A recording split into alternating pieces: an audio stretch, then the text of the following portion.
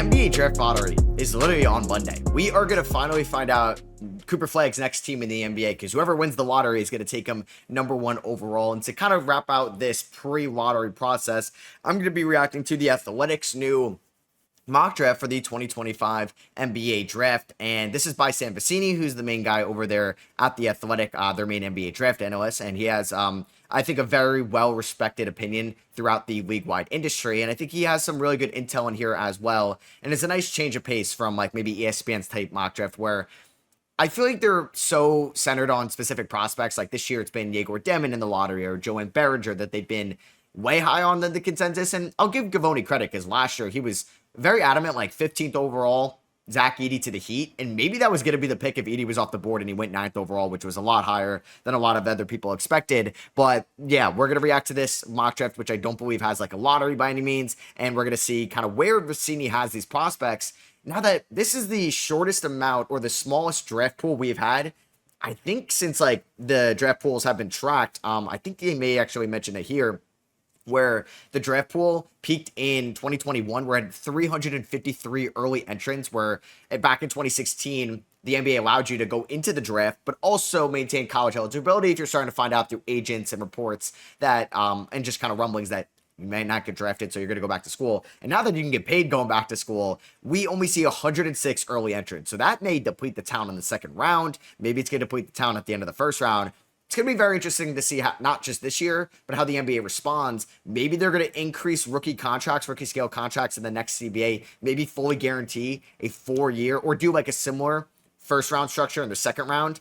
But yeah, I think the NBA could be changing as we know it here. And let's react to the mock draft today. All right, yeah, so he kind of goes over everything here. I'm thinking about doing like a kind of a deep dive on my Swash channel about this, because I do think it is fascinating. And if the NBA doesn't respond, how is the talent level going to look in the NBA going forward? Because I do think we're at a point where there's a ton of talent in the NBA. And I think it's better for everybody involved that these guys or these kids build up that college education. They can now land a degree if they're getting 4 years in college. And obviously, if they don't work in the NBA, you can always go back to school. But now that they're getting paid in school, which is just an added bonus for so many of these kids, that you could be 20 years old, you could be making, I mean, some of them are asking for maybe an unrealistic amount of money. But hey, if you're making $800K after all the taxes, agent fees to play college basketball and really develop your game over there, I think that's a win-win for everybody. Maybe not for NBA teams a little bit that have stockpiled some second rounders or some late first rounders, because that talent pool has definitely diminished. And I think we're really going to see the effects of this if the NBA does not respond over the next 5 years. But if we get like an expansion, that can maybe help things out. And I do believe if like expansion gets involved, I think like second round picks can start making more money than what the baseline, because we have no idea what's going on in college basketball, right? Like it's all fishy water right now, where you hear that this player's making $3 million, but they're really not making that much money. Maybe they're making 1.8 or 2.2, and then you take out agent fees, taxes, and how is that money getting distributed to you? Is it one lump sum? Is it paid out contract? I know there was supposed to be like a Congress like decision on, I believe, the day of the national title game, and I think they delayed it till the summer, so it's still really weird right now, and I think they got to alter the transfer portal. I mean, there's a lot of issues with college sports with this, because NIL was supposed to be like, you're making money through sponsorships, Buffalo Wild Wings, AT&T, etc., Instagram ads, for factor meals. But now it's more so you're getting paid and poached from different teams. And that can happen. We just saw with Nico, the quarterback at Tennessee. It could be so late. It could be in like the spring portal. So let's hop into this. Okay, so the order is actually based on a quick simulation of the lottery now that the standings are finalized. So that resulted in Washington getting the top pick. So Wizards fans, hopefully this comes true for you on the night of the lottery. Utah drops to #2. Portland goes up to #3. New Orleans falls to 4, and Philadelphia keeps the pick at 6. Gotcha. Team needs are taken into account, and player ages are as of draft day, June 25th. So no shocker, Cooper Flagg is the #1 overall pick to the Wizards. I'm still kind of going through my head, like, obviously I would want Cooper Flagg on my Knicks, but now, like, who do I want to see Cooper Flagg to next? I think there's a lot of benefits of Cooper Flagg going to the Eastern Conference. Ton of talent in the West. The #1 overall pick, like, has been in the West for most of the years now. Caden 21, I guess not. Maybe Caden 21, Paulo 22, Reset Shane 24. But if Giannis gets traded to the West, if KD stays in the West, Jimmy just went to the West, who knows what's going to happen this offseason with some other teams. I think it's going to be nice if Cooper Flagg goes to the East. And I think Washington's on a nice timeline. I think they're still looking for that franchise talent. And Cooper Flagg would be the most hyped up player they've had since 2010 when they drafted John Wall number 1 overall, and I think he could be better long term. And John Wall was an incredible player, and injuries did not help him in the later half of his career. But you get him in a big market. Like, DC can be a big market and feel like one. Like, it just feels like it's in a completely different tier than Philly, New York, and Boston, when it should be up there. It should be a bigger market than Miami or Atlanta when it's all said and done. But we'll see if that's actually going to end up happening. And Cooper Flag can change the identity. I think Washington would be great. I think Brooklyn would be great as well. Like, get him in a big market. And I feel for Hornets fans. I think you guys could deserve him as well. The Pelicans, I don't know if they deserve him, but they could definitely use him. Same with like a Philadelphia. Definitely San Antonio. I don't think I deserves Cooper Flag, but man, their future would be insane. Utah as well, but like I said, I think Eastern Conference would be a little bit better for the structure of the league. So Cooper Flag going to DC, him and Sarr, man, they could run that front court for years to come. Utah gets Dylan Harper number 2. I think there could be a little bit of a debate of Ace versus Harper in Utah system, but in my opinion, they don't really need like one thing drastically than the other. You just got to draft best player available, and I feel like 90% of teams are going to have Harper over Bailey or Edgecombe or Trey Johnson, whoever's up there on their big boards, and Harper goes there. Shades of Cade Cunningham coming out of Oklahoma State. I'm definitely, so like in my final mock draft over on my Sauce channel, I kind of have graphics for every pick in my official one, and this year I want to have shades of, or like kind of a player comparison, and I'm pretty sure Harper will be Cade Cunningham when it's all said and done there. So yeah, we have Harper going number 2 to Utah, and I just saw a massive shocker at number 3. Trey Johnson to the Portland Trailblazers. Okay, I have not seen Trey Johnson this high, and I know Sam, like I listened to his podcast when he talks about the draft. He was not very high on Trey Johnson back in the midseason part. He was lower than him. I remember like listening to one of his mocks and his co-host. He had him going like towards the end of the lottery. So he clearly impressed him over the second half of the year. And he mentioned that when he went to the United States, he was like one of the best shooting workouts he's been a part of. And you're getting a top 5 shooter in this class. I don't know if he's as better of a pure shooter than Con Knipple, but off the dribble, he's a better shooter. Con Knipple, catch and shoot guy for sure. But I think creating your own shot, Trey Johnson has as much like big time shot making as anybody in this class. And he has him going number 3 to Portland, which I think if Portland gets a 3rd overall pick, yeah, there's, I think, appeal to Ace. I think there's appeal for VJ Edgecombe. I think there's a ton of appeal for Trey Johnson as well, who I think has been a top 5 player, top 6 player in my eyes for a while now. And it is a little bit like interesting to see that he has him above Edgecombe. I get Ace Bailey has a lot of risk to him, but I think Edgecombe is pretty safe. And I wonder, because Edgecombe could be complementary to some of their guys that I think need the ball in their hands. Trey Johnson kind of needs the ball in his hands to, I think, fully succeed at the NBA level. So that is intriguing. And honestly, if Shaedon Sharpe does not take a big year 4, could that be the maybe contingency plan if Sharpe doesn't work out as much as they would like him to? So, yep, New Orleans at number 4. They don't take Kaman. There's maybe another position of need there. They don't take Ace Bailey. They take Edgecombe, which I do believe is the best player available. He's my number 3 player in this class at the moment. They fired David Griffin, hired Joe Dumars. McCollum's getting up there. Murray's not going to play there for most of next year's season. I think you can look for a 2-guard spot. A little bit undersized. I do think Edgecombe could develop a little bit of a playmaking tendency the course of his career. I think playing like with McCollum and DeJounte could help him out with that long term. So I would still go McCollum there at number 4, but I think a lot of eyes are going to be what's going on with Zion Williamson. But now we're just adding another athlete. Like Edgecombe, Misi, and Zion, that is like a very like uber athletic trio. And maybe he's up there with like the most athletic trio you can get at the NBA level. But I think next year is, a lot's going to be on Trey Murphy. And that's why I'm scared about Ace Bailey, like playing with Trey Murphy. I don't know if they're going to coexist next year. So yeah, probably the most polarizing prospect in this draft, Ace Bailey, number 5 to Charlotte. I think the way that this has fallen, there's 2 guys that could be in play here at number 5. I think Kaman Maluach could be in play if they do decide to trade Mark Williams this offseason. Ace Bailey could definitely be in play. Now, I don't know how I feel about Ace Bailey, like in Charlotte.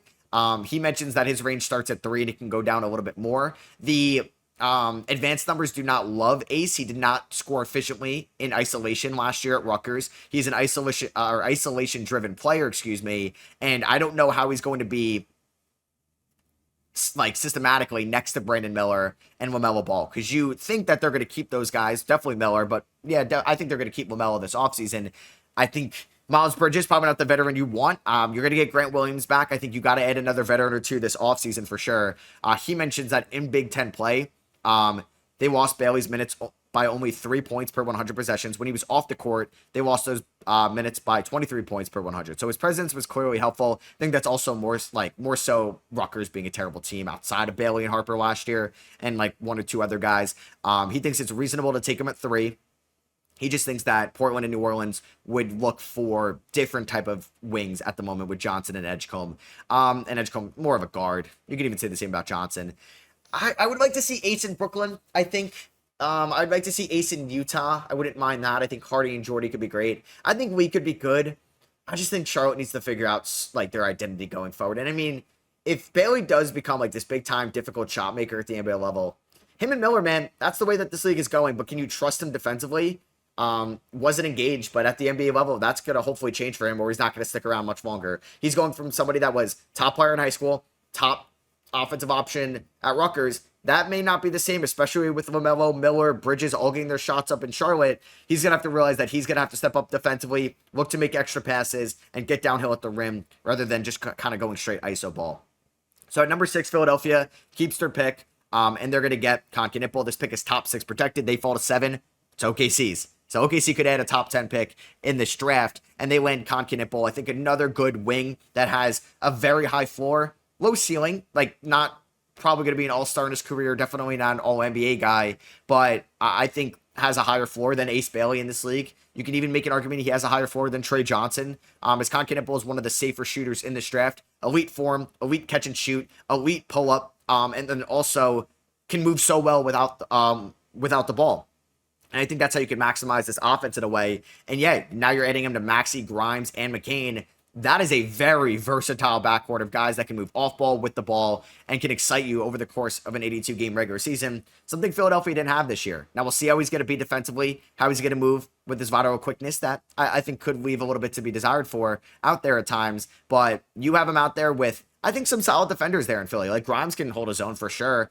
Yabusele, if they bring him back and hold his own, Oubre can hold his own. I like Con in Philly, and I think that's a good connecting piece. I see the Kaman vision if you're a little bit worried about not having a long-term backup to Embiid, and they've come and go with so many guys between Dwight Howard, Paul Reed, Al Horford, and now we're in the Andre Drummond era. We'll see if Dembona is going to stick around for a while. I see Kaman, but I also really like them going Concanipple if they do believe they can compete for a title in 2025.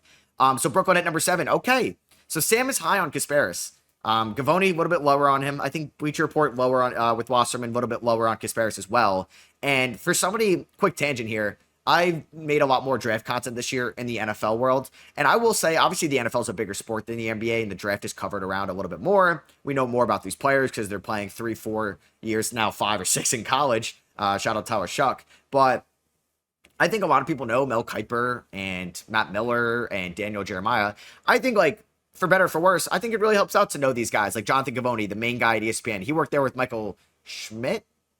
Mike Schmitz. I could be butchering his name. He was like kind of working hand in hand with Givony.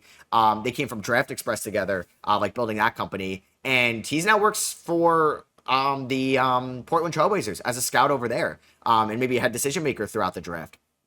Sam Vecini is the main guy at The Athletic. Jonathan Wasserman, the main guy at Bleacher Report. I think those are like the main 3. Like Kevin O'Connor was doing his work at The Ringer. Now he works at Yahoo. I know Kyle Mann is a main draft guy at The Ringer. But I'd say like the big 3 are probably Wasserman at BR, Givony at ESPN, and Vecini at The Athletic. And it's interesting to see their different opinions because something that I can't do in my mocks or try to predict these landing spots, I don't have any sources throughout the week. I can't really get intel, and I also don't know much about these players on their personal level. I don't know if Kasparis was a nice teammate in class, or like there's like the characteristics that these teams look heavy into because you're making a 10 to 15, $20 million investment into these players that you want to know, are they a good, like, just human being? Do they love basketball? And it's funny because like there were talks that Anthony Edwards didn't love basketball and he was the number 1 pick out of Georgia, and how is that going to be in his determination over the course of his career? And it's just funny to look back on that because it's been so different. But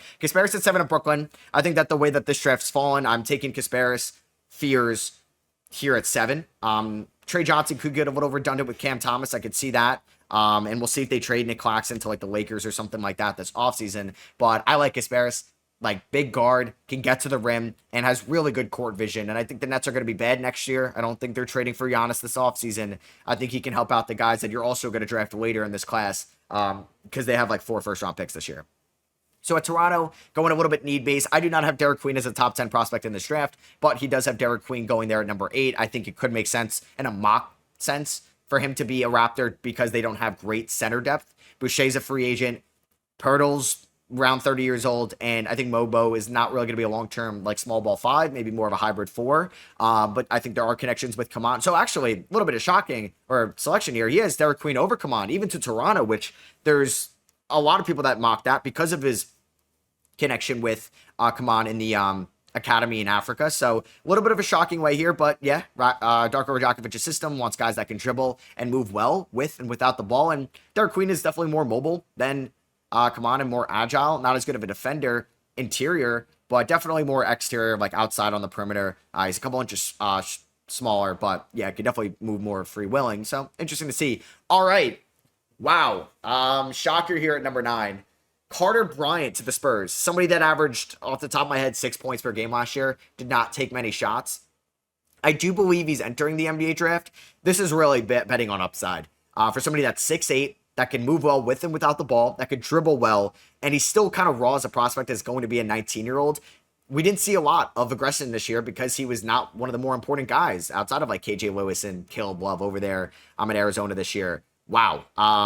This is really lottery ticket based here at number 9 for Carter. I don't know if I would be willing to invest him with the number 9 overall pick. He may kill the workout, and he may have been a more polarizing offensive talent if he had more shots last year. So I thought he could have stayed another year in college. But if he's your guy, he's your guy. I just think it's a little high at 9 right now.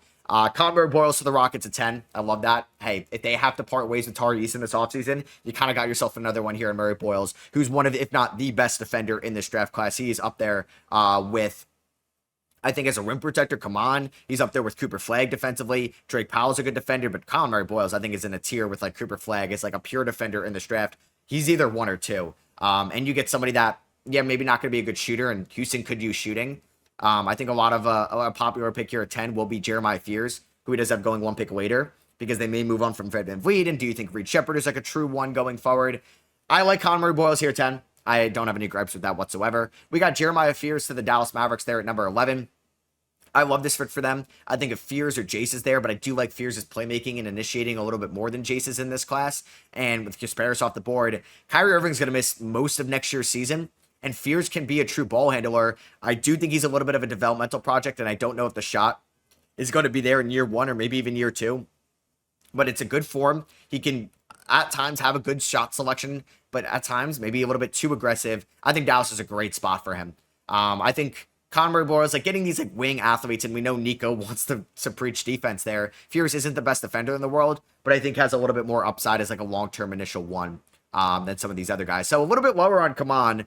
He has him going number 12. I think his ceiling in this draft is as high as 3, depending on how the lottery balls fall. Like maybe New Orleans or Toronto or Chicago at 3 really prefers Kaman over a Ace Bailey or VJ Edgecombe. Like that wouldn't totally shock me, or even Charlotte. He has him going number 12 here. I think a match made in heaven in Chicago. Him and Montes can be this 2-man front court that could work well off each other, and they need somebody long-term. And I think if you keep Vooch around, he's a good backup to Vooch, and Vooch could be a good veteran, or maybe it's Jalen Smith as the starter next year, because he should be. Chicago should not be good next year with the loaded top 3 in that draft, and they need a difference maker. Kaman's not a franchise-altering talent, but man, he could be a good rim protector if he could stay healthy and continue to progress over time. We'll see if Billy Donovan is going to be the guy next year. It looks like he will be. But number 13, Atlanta, going Thomas Sorber. So Kaman in Atlanta would be fun, but I don't know if he moves as well as somebody they would want there. So I'm high on Sorber. He's like a fringe top. He's like probably around like 18 on my big board. And it's encouraging that Sam Vecini likes him as well, because I do think he moves extremely well. I've said it time and time. I do think he's the second best rim protector in this draft. And yeah, I wouldn't be stunned to see him land in the 7-4 range. I don't. Wow. Okay. So he can go as high as 4.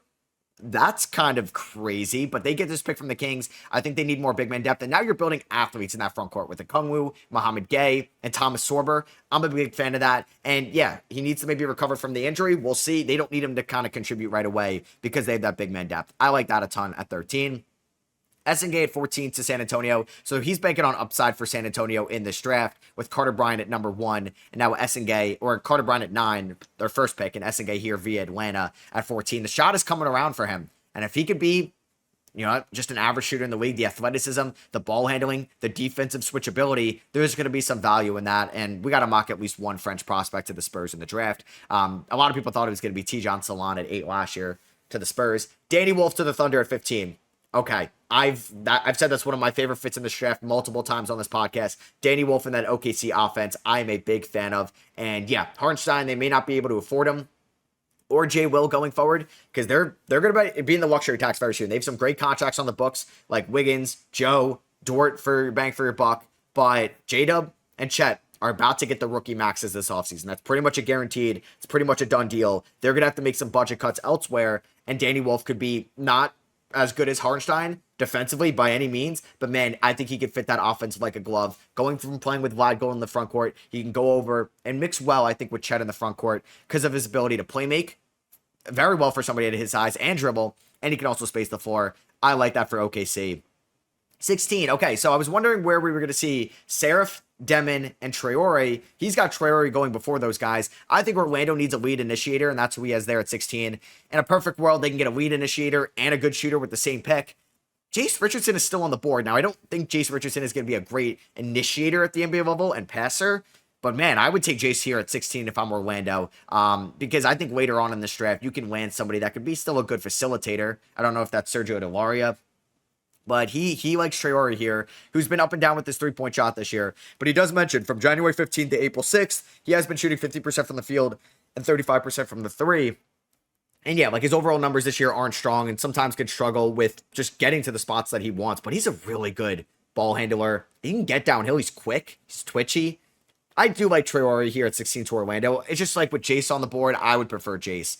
17, Minnesota gets Nick Clifford. Love this. I think there's comparisons to like Josh Hart coming out of Villanova. I don't think he's going to be as good as Josh Hart, because I think what Josh Hart is now is probably like one of the best possible outcomes from him coming out of Nova. But I think Clifford could be someone that's going to crash the glass for you, that's going to die for loose balls, that could be a plus 3-point shooter, could be a solid mid-range shooter, and be that guy that could run in transition like Josh Hart, completely change the game's momentum. And I love him to Minnesota there at 17. There's a scenario where they lose one of Naw or Naz Reid this offseason.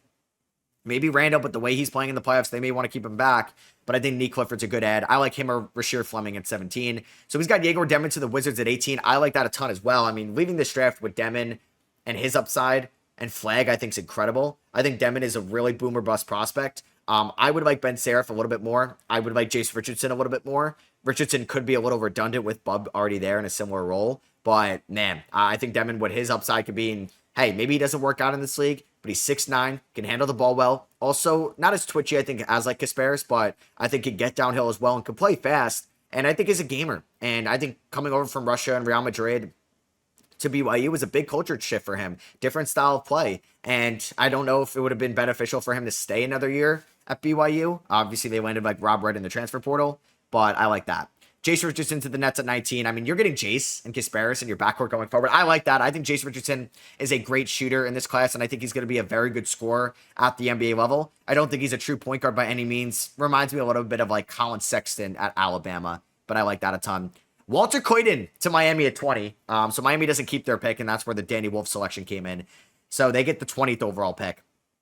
And yeah, shout out to that Demon pick being from Memphis. But yeah, 20 Miami Heat get Golden State's pick from the Jimmy trade. Walter Clayton, a little bit of a shocking pick here, I think. I think there's some other guys on the board that they can go for, but he thinks that they want a shooter here, and somebody that can maybe operate as the lead one. It looks like Davion Mitchell could be the starting point guard next year, bearing a big trade, but he is a shooter. He's a gamer. He plays very hard. I think there's some better fits on the board for Miami. I think Rasheer Fleming, they want to get just more some perimeter defense, which I think they need.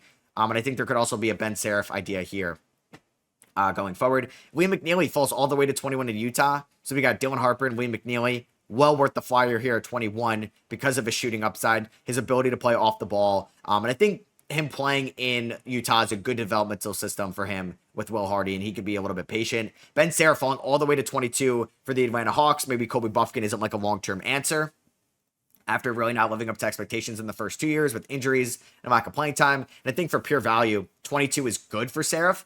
I think if he's on the board, Rasheer Fleming is my pick here. Noah Penda. I think I want these athletic wings that could switch and run the floor. We went Sorber for some big man depth in the lottery. I don't think they need to go a guard here. I think just getting another wing would be great. But I am high on like Krejci going forward as like a rotational piece for them. And they're going to get Johnson back next year. So with Wolf, Sorber, come on, and Derek Queen, the next pick off the board is Behringer, and I do agree with that. And I think Behringer makes a little bit more sense here to Indiana with all those guys selected than in the lottery where like Gavoni had him. So yeah, center to Indiana, been pretty chalky as a mock idea. Either being Sorber, Wolf, or one of those guys. Noah Penda to the Thunder at 24 via the Clippers. I like this a lot. He's somebody that can learn to grow over time, a little bit younger than Rasheer Fleming, so you don't need to play him right away. He is one of the best defenders in this class. We'll just see if the shot's going to stick around at the NBA level. Oh, man. So Hugo Gonzalez at 25. I mean, he's a great athlete. I just don't think he's a first rounder. He's a good defender. He could switch well. He plays very hard. He's super competitive. I hate this. This is one of my least favorite mocks so far because we addressed lead initiator like point guard with the first pick for Orlando. 25 here. I know Caravan's going back to school, but Rasheer Fleming, can we get anybody that could shoot? Kobe Bryant at 25 might be a little bit rich. Tyrese Proctor, same thing, because I know Walter Clayton's off the board, but can we get guys that can shoot here? I just don't like Hugo to my Orlando. I'm not really a big fan of Hugo in the first round, depending on fit. We got Brooklyn getting Asa Newell, falls all the way to 26, so he's lower on Newell. I think Newell's like closer to being a lottery pick than he is to being a second rounder. He thinks otherwise. Nets get a steal here. If the Nets leave this draft with, so we have Newell at 26, Fleming at 27, as well as Kasparis and Jace Richardson. I know that's maybe not who you wanted going into the year because you thought you could maybe get Cooper Flagg or Dylan Harper, but I think that's that ace of a draft for them. And I think Rasheer Fleming, I mean, he's actually the same age on draft night as Penda. I said that he was older, but no, I think Fleming at 27 is incredible value. Boston going LeBaron Philon at 28. A little bit of an upside play here. I think he would be a first rounder if he does go fully into the draft. And I'm a big fan of that as well, to Boston, because Drew's getting up there in age. Payton's going to get a new contract soon, and then Philon could be a good backup for you going forward. And as you mentioned, a secondary ball handler. 29, Phoenix getting Cedric Howard. I had Cedric Howard on my honorable mentions for my top 30 prospects. He might make my official list. I'm surprised because he transferred to Duke, but I do believe he is staying in the draft, and it's a weak second round. Coward could be a first rounder because of his ability to be a 3D asset for you right away and a good athlete at 21 years old. He was banged up this year at Washington State, but he was a good player at Eastern Washington. He was on my sleeper episode back in the middle of the college season. So I've been high on Coward for a little bit. Kalkbrenner to the Clippers at 30, just a need-based pick here. They need a center. I don't love Kalkbrenner at 30, but if they do go center, I like him more than like trying to play Janai Broom, but I'd rather have like Pettiford, Riley, maybe Boogie Fland in a way here at 30. So he has the second round here. We'll mention some of my favorite picks. So Will Riley to Minnesota at 31. If they're leaving this draft with Will Riley at 31, who I thought they could have taken at 17, and he's got Nick Clifford there at 17, man, that's an A+ draft for me in the Minnesota Timberwolves. And shout out to them being the Lakers. And is transcending himself into a new tier. Todd Pettiford to the Celtics at 32. Interesting. So we have Pettiford and Philon. Hornets getting Yaxel at 33. Great pick there if he stays in the draft. Cam Jones falling in the second round. I think Charlotte getting Yaxel and Cam Jones, that is huge. I'm not trying to take project players in this draft. So they got Ace Bailey, who's a project a little bit. But Yaxel and Cam at 33 and 34 are great. Philly, 35, Janai Broom. They should definitely take somebody that can help them right now. Brooklyn also getting Drake Powell at 36, a first-round level talent. Detroit, 37, Tyrese Proctor. Love that. Adu Thero to the Spurs, another good defender on the board. Darren Williams to the Raptors at 39. Washington going Miles Uzan at 40. A little bit early for me. Same with John Tonje to the Warriors at 41. 41's early for Tonje, but I like the fit in Golden State. Kings only pick here, getting Maxime Reynal. With Valanciunas getting up there, what's going on with Sabonis? I think it's wise to get some more center depth. Utah, Alex Tui at 43. I'm not a big fan of Tui. Markovic at 44. Seems like an OKC pick. Chicago, Zakarski at 45, so they go double center. Michael Peavy to Orlando at 46. I like that more than Mike Hugo, 20 picks earlier, if he does enter the draft in Peavy. Zion James to the Bucks at 47. Okay, so he's got, this is like the highest I've seen Zion. Dink Pete to the Cavs at 48. I like them taking that. Chaz Lanier to the Knicks at 49. Henson Yang to the Grizzlies at 50. I think Yang should go maybe higher than like Janai Broome. Mohamed Faye to the Clippers at 51. Max Shulga, love that to the Jazz at 52. Elijah Martin, love that as well to the Suns at 53. If they get Martin and Coward in this draft, I think they hit a home run there. We'll see if James Jones, who I think they're having a decision soon on their front office. You may even know by the time you guys see this. Kobe Bryant to the Pacers at 54. Oh my God, that's a great pick. Lakers, Ethan Almonte at 55. Probably the next best big man on the board. Hunter Sallis to the Grizzlies at 56. Ryan Hemar to the Magic at 57. I like that. Vlad Golden to the Cavs at 58. They should go big man. And Amari Williams to the Rockets at 59. And the Knicks do not have a second rounder. So that is going to wrap out the Athletics updated mock draft here. Let me know what you guys think down below. Let me know what you agree with or disagree with what Sam said or with what I said. If you guys are watching on YouTube, I'd appreciate you dropping a thumbs up. And if you're listening on Apple Podcasts or Spotify, also appreciate a rating and review over there as well. I'll catch you guys in the next one. Peace.